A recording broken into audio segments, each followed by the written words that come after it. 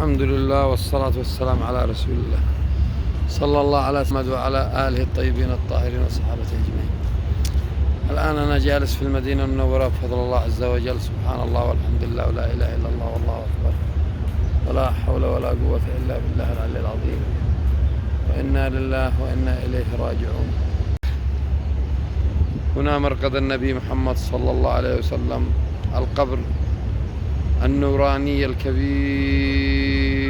يا أيها النبي إنا أرسلناك شاهدا مبشرا ونذيرا وداعيا إلى الله بإذنه وسراجا منيرا. السراج المنير.